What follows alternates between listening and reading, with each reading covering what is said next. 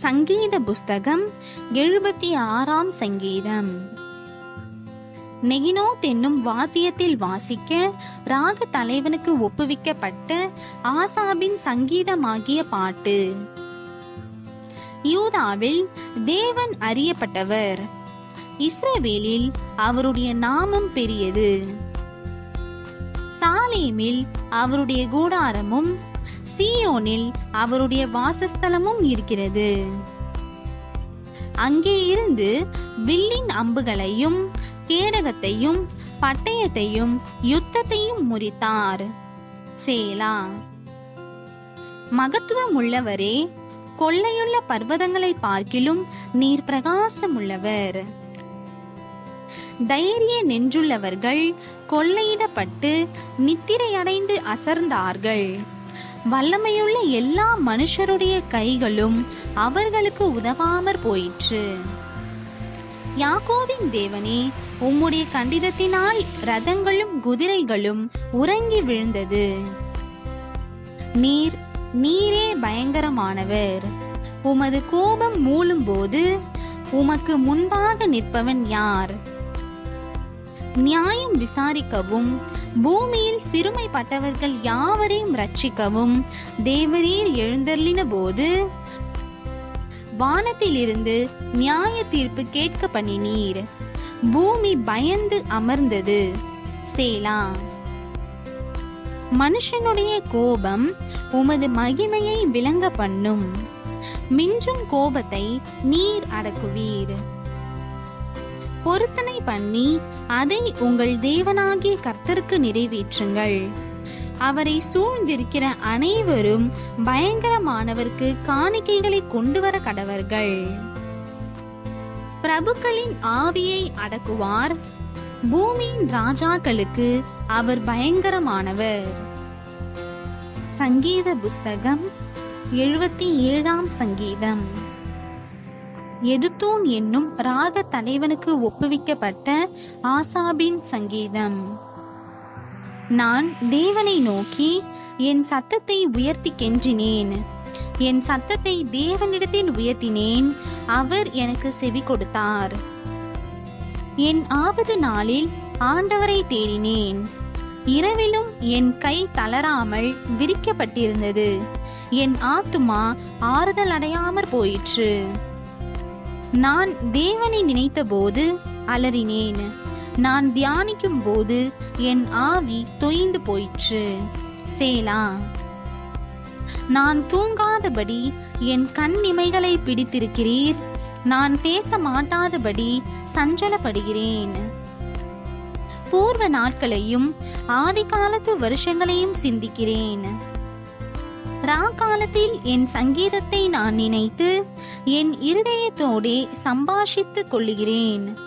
என் ஆவி ஆராய்ச்சி செய்தது. ஆண்டவர் நித்திய காலமாய் தள்ளி விடுவாரோ? இனி ஒருபோதும் தயை செய்யாதிருப்பாரோ? அவருடைய கிருபை முற்றிலும் அற்று போயிற்றோ? வாக்கு தத்தமானது தலைமுறை தலைமுறைக்கும் ஒழிந்து போயிற்றோ? தேவன் இரக்கம் செய்ய மறந்தாரோ? கோபத்தினாலே தமது உருக்கமான இரக்கங்களை அடைத்து கொண்டாரோ என்றேன். சேலா. அப்பொழுது நான், இது என் பலவீனம். ஆனாலும் உன்னதமானவருடைய வலது கரத்திலுள்ள வருஷங்களை நினைவு கூறுவேன். கர்த்தருடைய செயல்களை நினைவு கூறுவேன். உம்முடைய பூர்வ காலத்து அதிசயங்களையே நினைவு கூறுவேன். உம்முடைய கிரியைகளை எல்லாம் தியானித்து உம்முடைய செயல்களை யோசிப்பேன் என்றேன். தேவனே, உமது வழி பரிசுத்த ஸ்தலத்தில் உள்ளது. நம்முடைய தேவனை போல பெரிய தேவன் யார்? அதிசயங்களை செய்கிற தேவன் நீரே. ஜனங்களுக்குள்ளே உம்முடைய வல்லமையை விளங்க பண்ணினீர். யாக்கோபு யோசேப்பு என்பவர்களின் புத்திரராகிய உம்முடைய ஜனங்களை உமது புயத்தினாலே மீட்டு கொண்டீர். சேலா. ஜலங்கள் உம்மை கண்டது. தேவனே, ஜலங்கள் உம்மை கண்டு தத்தளித்தது. ஆழங்களும் கலங்கினது. மேகங்கள் ஜலங்களை பொழிந்தது, ஆகாய மண்டலங்கள் முழக்கமிட்டது, உம்முடைய அம்புகளும் தெரிப்புண்டு பறந்தது. உம்முடைய குமுறலின் சத்தம் சுழல் காற்றில் முழங்கினது. மின்னல்கள் பூச்சக்கரத்தை பிரகாசிப்பித்தது, பூமி குலுங்கி அதிர்ந்தது. உமது வழி கடலிலும் உமது பாதைகள் திரண்ட தண்ணீர்களிலும் இருந்தது. உமது காலடிகள் தெரியப்படாமற் போயிற்று. மோசே ஆரோன் என்பவர்களின் கையால் உமது ஜனங்களை ஒரு ஆட்டு மந்தையை போல வழி நடத்தினீர். சங்கீத புஸ்தகம் 78ஆம் சங்கீதம். ஆசாப் எழுதின மஸ்கீல் என்னும் போதக சங்கீதம். என் ஜனங்களே, என் உபதேசத்தை கேளுங்கள், என் வாயின் வசனங்களுக்கு உங்கள் செவிகளை சாயுங்கள். என் வாயை உவமைகளால் திறப்பேன், பூர்வ காலத்து மறைபொருள்களை வெளிப்படுத்துவேன். அவைகளை நாங்கள் கேள்விப்பட்டு அறிந்தோம், எங்கள் பிதாக்கள் அவைகளை எங்களுக்கு தெரிவித்தார்கள். பின்வரும் சந்ததியான பிள்ளைகளுக்கு நாங்கள் அவைகளை மறைக்காமல் கர்த்தரின் துதிகளையும் அவருடைய பலத்தையும் அவர் செய்த அவருடைய அதிசயங்களையும் விவரிப்போம். அவர் யாக்கோபிலே சாட்சியை ஏற்படுத்தி இஸ்ரவேலிலே வேதத்தை ஸ்தாபித்து அவைகளை தங்கள் பிள்ளைகளுக்கு அறிவிக்கும்படி நம்முடைய பிதாக்களுக்கு கட்டளையிட்டார். இனி பிறக்கும் பிள்ளைகள் ஆகிய பின் சந்ததியார் அதை அறிந்து கொண்டு அவர்கள் எழும்பி தங்கள் பிள்ளைகளுக்கு அவைகளை சொல்லும்படிக்கும் தேவன் மேல் அவர்கள் தங்கள் நம்பிக்கையை வைத்து தேவனுடைய செயல்களை மறவாமல் அவர் கற்பனைகளை கைக்கொள்ளும்படிக்கும் இருதயத்தை செவ்வைப்படுத்தாமலும் தேவனை உறுதியாய் பற்றி கொள்ளாமலும் இருந்த முரட்டாட்டமும் கலகமும் உள்ள சந்ததியாகிய தங்கள் பிதாக்களுக்கு அவர்கள் ஒப்பாகாதபடிக்கும் இவைகளை கட்டளையிட்டார். ஆயுதம் அணிந்த வில்வீரரான எப்பிராயிம் புத்திரர் யுத்த நாளிலே முதுகு காட்டினார்கள். அவர்கள் தேவனுடைய உடன்படிக்கையை கைக்கொள்ளாமலும் அவருடைய கட்டளைகளின்படி நடக்க சம்மதியாமலும் அவருடைய செயல்களையும் அவர் தங்களுக்கு காண்பித்த அதிசயங்களையும் மறந்தார்கள்.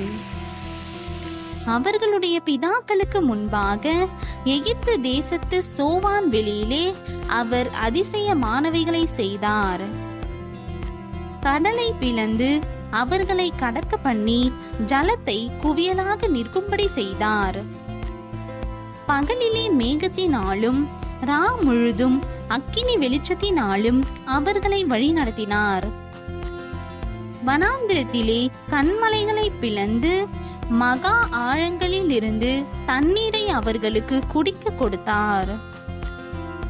கன்மலையில் இருந்து நீரோட்டங்களை புறப்பட பண்ணி தண்ணீரை நதி போல ஓடி வரும்படி செய்தார். என்றாலும் அவர்கள் பின்னும் அவருக்கு விரோதமாய் பாவம் செய்து வறண்ட வெளியிலே உன்னதமானவருக்கு கோபம் மூட்டினார்கள். தங்கள் இச்சைக்கேற்ற போஜனத்தை கேட்டு தங்கள் இருதயத்தில் தேவனை பரீட்சை பார்த்தார்கள். அவர்கள் தேவனுக்கு விரோதமாய் பேசி தேவன் வனாந்திரத்திலே போஜன பந்தியை ஆயத்தப்படுத்த கூடுமோ? இதோ அவர் கன்மலையை அடித்ததினால் தண்ணீர் புறப்பட்டு நதிகளாய் புரண்டு வந்தது. அவர் அப்பத்தையும் கொடுக்க கூடுமோ? தம்முடைய ஜனத்திற்கு மாம்சத்தையும் ஆயத்தப்படுத்துவாரோ என்றார்கள். ஆகையால் கர்த்தர் அதை கேட்டு கோபம் கொண்டார். அவர்கள் தேவனை விசுவாசியாமலும் அவருடைய ரட்சிப்பை நம்பாமலும் போனதினால் யாக்கோபுக்கு விரோதமாய் அக்கினி பற்றி எரிந்தது, இஸ்ரவேலுக்கு விரோதமாய் கோபம் மூண்டது. அவர் உயரத்தில் உள்ள மேகங்களுக்கு கட்டளையிட்டு வானத்தின் கதவுகளை திறந்து மன்னாவை அவர்களுக்கு ஆகாரமாக வருஷிக்க பண்ணி வானத்தின் தானியத்தை அவர்களுக்கு கொடுத்தார். தூதர்களின் அப்பத்தை மனுஷன் சாப்பிட்டான். அவர்களுக்கு ஆகாரத்தை பூரணமாய் அனுப்பினார். ஆகாசத்திலே கீழ்காற்றை வரப்பண்ணி தம்முடைய வல்லமையினால் தென்றலையும் வீசச் செய்து மாம்சத்தை தூளத்தனையாயும் சிறகுள்ள பறவைகளை கடற்கரை மணலத்தனையாயும் வருஷிக்க பண்ணி அவைகளை அவர்கள் பாளையத்தின் நடுவிலும் அவர்கள் கூடாரங்களை சுற்றிலும் இறங்க பண்ணினார். அவர்கள் புசித்து திருப்தி அடைந்தார்கள். அவர்கள் இச்சித்ததை அவர்களுக்கு கொடுத்தார். அவர்கள் தங்கள் இச்சையை வெறுக்கவில்லை. அவர்களுடைய போஜனம் அவர்கள் வாயில் இருக்கும் போதே தேவ கோபம் அவர்கள் மேல் எழும்பி அவர்களில் கொளுத்தவர்களை சங்கரித்து இஸ்ரவேலில் விசேஷித்தவர்களை மடிய பண்ணிற்று.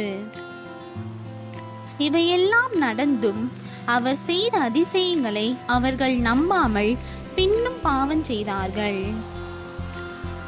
ஆதலால் அவர்கள் நாட்களை விருதாவிலும் அவர்கள் வருஷங்களை பயங்கரத்திலும் கழிய பண்ணினார். அவர்களை அவர் கொல்லும்போது அவரை குறித்து விசாரித்து அவர்கள் திரும்பி வந்து தேவனை அதிகாலமே தேடி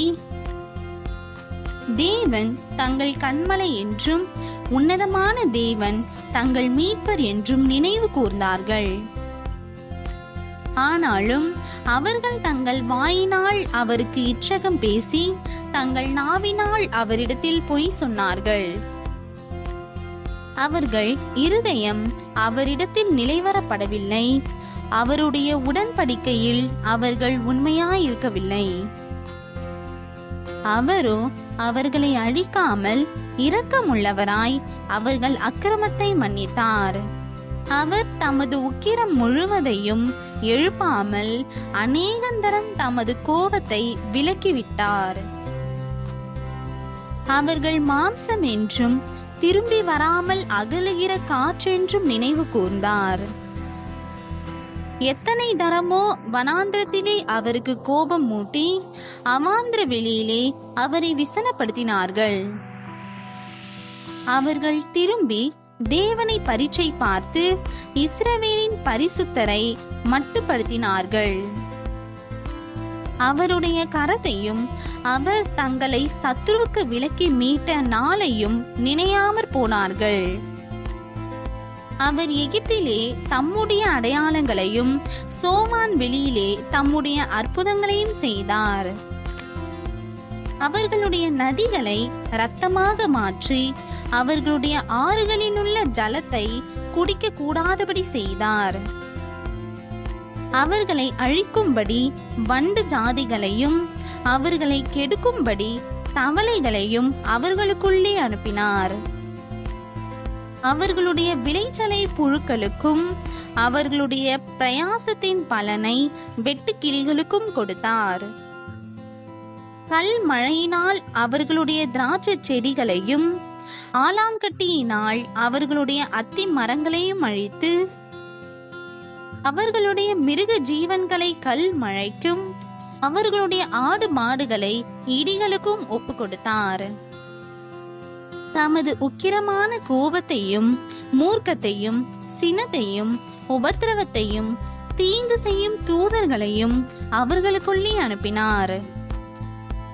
அவர் தம்முடைய கோபத்துக்கு வழி திறந்து அவர்கள் ஆத்துமாவை மரணத்துக்கு விலக்கி காவாமல் அவர்கள் ஜீவனை கொள்ளை நோய்க்கு ஒப்பு கொடுத்தார். எகிப்திலே தலைச்சன்கள் அனைத்தையும் காமின் கூடாரங்களிலே அவர்களுடைய பெலனில் முதற் பலனான யாவரையும் அழித்து நம்முடைய ஜனங்களை ஆடுகளைப் போல் புறப்பட பண்ணி அவர்களை வனாந்தரத்திலே மந்தையை போல் கூட்டிக் கொண்டு போய் அவர்கள் பயப்படாதபடிக்கு அவர்களை பத்திரமாய் வழி நடத்தினார். அவர்கள் சத்துருக்களை கடல் மூடி போட்டது. அவர்களை தமது பரிசுத்த ஸ்தலத்தின் எல்லை வரைக்கும் தமது வலது கரம் சம்பாதித்த இந்த பர்வத மட்டுக்கும் அழைத்து கொண்டு வந்து அவர்கள் முகத்திற்கு முன்பாக ஜாதிகளை துரத்திவிட்டு தேசத்தை நூல் போட்டு பங்கிட்டு அவர்களுடைய கூடாரங்களில் இஸ்ரவேலின் கோத்திரங்களை குடியேற்றினார். நாளும் அவர்கள் உன்னதமான தேவனை பரீட்சை பார்த்து அவருக்கு கோபம் மூட்டி அவருடைய சாட்சிகளை கைக்கொள்ளாமற் போய் தங்கள் பிதாக்களைப் போல வழி விலகி துரோகம் பண்ணி மோசம் போக்கும் வில்லை போல் துவண்டு தங்கள் மேடைகளினால் அவருக்கு கோபம் மூட்டி தங்கள் விக்கிரகங்களினால் எரிச்சல் உண்டாக்கினார்கள். தேவன் அதை கேட்டு உக்கிரமாகி இஸ்ரவேலை மிகவும் வெறுத்து தாம் மனுஷருக்குள்ளே போட்ட கூடாரமாகிய சீலோவில் உள்ள வாசஸ்தலத்தை விட்டு விலகி தமது பலத்தை சிறையிருப்புக்கும் தமது மகிமையை சத்ருவின் கைக்கும் ஒப்பு கொடுத்து தமது ஜனத்தை பட்டயத்துக்கு இரையாக்கி தமது சுதந்திரத்தின் மேல் கோபம் கொண்டார். அவர்கள் வாலிபரை அக்கினி பட்சித்தது, அவர்கள் கன்னியா ஸ்திரீகள் வாழ்க்கைப்படாதிருந்தார்கள். அவர்களுடைய ஆசாரியர்கள் பட்டயத்தால் விழுந்தார்கள், அவர்களுடைய விதவைகள் அழவில்லை. அப்பொழுது ஆண்டவர் நித்திரை தெளிந்தவனை போலவும் திராட்சரசத்தால் கெம்பீரிக்கிற பராக்கிரமசாலியை போலவும் விழித்து தம்முடைய சத்துருக்களை பின்புறமாக அடித்து அவர்களுக்கு நித்திய நிந்தையை வரப்பண்ணினார். அவர் யோசேப்பின் கூடாரத்தை புறக்கணித்தார். எப்பிராயிம் கோத்திரத்தை அவர் தெரிந்து கொள்ளாமல் யூதா கோத்திரத்தையும் தமக்கு பிரியமான சீயோன் பர்வதத்தையும் தெரிந்து கொண்டார். தம்முடைய பரிசுத்த ஸ்தலத்தை மலைகளைப் போலவும் என்றைக்கும் நிற்கும்படி தாம் அஸ்திபாரப்படுத்தின பூமியை போலவும் கட்டினார்.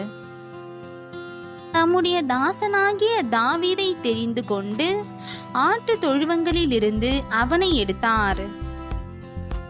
கரவல் ஆடுகளின் பின்னாக திரிந்த அவனை தம்முடைய ஜனமாகிய யாக்கோபையும் தம்முடைய சுதந்திரமாகிய இஸ்ரவேலையும் மேய்ப்பதற்காக அழைத்து கொண்டு வந்தார். இவன் அவர்களை தன் இருதயத்தின் உண்மையின்படியே மேய்த்து தன் கைகளின் திறமையினால் அவர்களை நடத்தினான். சங்கீத புஸ்தகம் 79ஆம் சங்கீதம். ஆசாபின் சங்கீதம். தேவனே, புறஜாதியார் உமது சுதந்திரத்தில் வந்து உமது பரிசுத்த ஆலயத்தை தீட்டுப்படுத்தி எருசலேமை மண்மேடுகளாக்கினார்கள். உமது ஊழியக்காரரின் பிரேதங்களை ஆகாயத்து பறவைகளுக்கும் உமது பரிசுத்த வான்களின் மாம்சத்தை பூமியின் மிருகங்களுக்கும் இரையாக கொடுத்தார்கள். எருசலேமை சுற்றிலும் அவர்களுடைய இரத்தத்தை தண்ணீரை போல சிந்தினார்கள். அவர்களை அடக்கம் பண்ணுவாரும் இல்லை. எங்கள் அயலாருக்கு நிந்தையும் எங்கள் சுற்றுப்புறத்தாருக்கு பரியாசமும் சக்கந்தமும் ஆனோம். இதுவரைக்கும் கர்த்தாவே, நீர் என்றைக்கும் கோபமாயிருப்பீரோ? உம்முடைய எரிச்சல் அக்கினியைப் போல் எரியுமோ? உம்மை அறியாத ஜாதிகள் மேலும் உமது நாமத்தை தொழுது கொள்ளாத ராஜ்யங்கள் மேலும் உம்முடைய உக்கிரத்தை ஊற்றிவிடும். அவர்கள் யாக்கோபை பட்சித்து அவன் குடியிருப்பை பாழாக்கினார்களே. பூர்வ காலத்து அக்கிரமங்களை எங்களுக்கு விரோதமாக நினையாதேயும். உம்முடைய இரக்கங்கள் சீக்கிரமாய் எங்களுக்கு நேரிடுவதாக. நாங்கள் மிகவும் தாழ்த்தப்பட்டு போனோம். எங்களை ரட்சிக்கும் தேவனே, நீர் உமது நாமத்தின் மகிமை நிமித்தம் எங்களுக்கு உதவி செய்து உமது நாமத்தின் நிமித்தம் எங்களை விடுவித்து எங்கள் பாவங்களை நிவர்த்தியாக்கும். அவர்களுடைய தேவன் எங்கே என்று புறஜாதிகள் சொல்வானேன்? உமது ஊழியக்காரருடைய சிந்துண்ட இரத்தத்தின் பழிவாங்குதல் ஜாதிகளுக்குள்ளே எங்கள் கண்களுக்கு முன்பாக விளங்குபடி செய்யும். கட்டுண்டவனுடைய பெருமூச்சு உமக்கு முன்பாக வரட்டும். கொலைக்கு நியமிக்கப்பட்டவர்களை உமது புய பலத்தினால் உயிரோடே காத்தருளும்.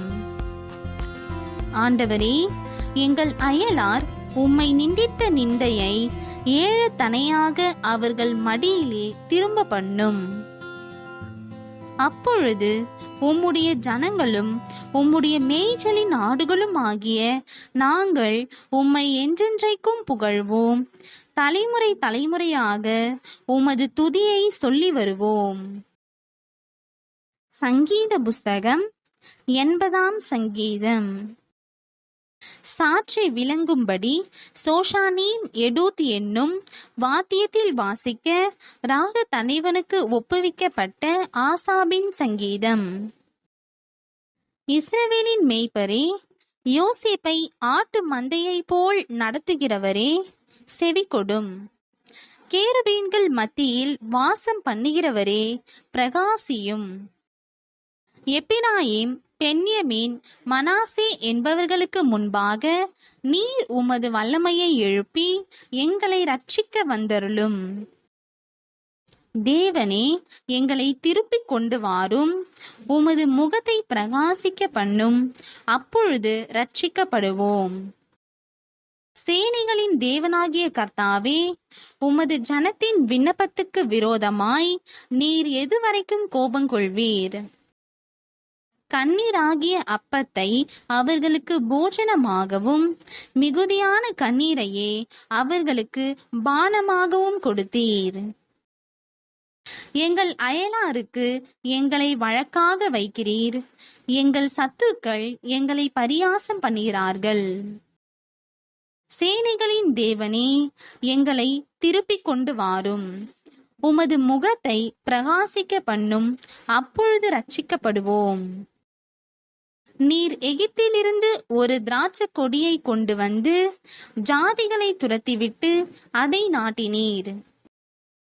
அதற்கு இடத்தை ஆயத்தப்படுத்தினீர். அது வேரூன்றி தேசமெங்கும் படர்ந்தது. அதன் நிழலால் மலைகளும் அதன் கிளைகளால் திவ்யமான கேதுர்களும் மூடப்பட்டது. அது தன் கொடிகளை சமுத்திர மட்டாகவும் தன் கிளைகளை நதி மட்டாகவும் படரவிட்டது. இப்பொழுதோ வழி நடக்கிற யாவரும் அதை பறிக்கும்படியாக அதன் அடைப்புகளை ஏன் தகர்த்து போட்டீர்? காட்டுப்பன்றி அதை உழுது போடுகிறது. வெளியின் மிருகங்கள் அதை மேய்ந்து போடுகிறது. சேனைகளின் தேவனே, திரும்பி வாரும். வானத்திலிருந்து கண்ணோக்கி பார்த்து இந்த திராட்சை செடியை விசாரித்தருளும். உம்முடைய வலது கரம் நாட்டின கொடியையும் உமக்கு நீர் திடப்படுத்தின கிளையையும் கடாட்சித்தருளும். அது அக்கினியால் சுடப்பட்டும் வெட்டுண்டும் போயிற்று. உம்முடைய முகத்தின் பயமுறுத்தலால் அழிந்து போகிறார்கள். உமது கரம் உமது வலது பாரிசத்து புருஷன் மீதிலும் உமக்கு நீர் திடப்படுத்தின மனுஷகுமாரன் மீதிலும் இருப்பதாக. அப்பொழுது உம்மை விட்டு பின்வாங்க மாட்டோம். எங்களை உயிர்ப்பியும். அப்பொழுது உமது நாமத்தை தொழுது கொள்ளுவோம். சேனைகளின் தேவனாகிய கர்த்தாவே, எங்களை திருப்பிக் கொண்டு வாரும். உமது முகத்தை பிரகாசிக்க பண்ணும். அப்பொழுது ரட்சிக்கப்படுவோம்.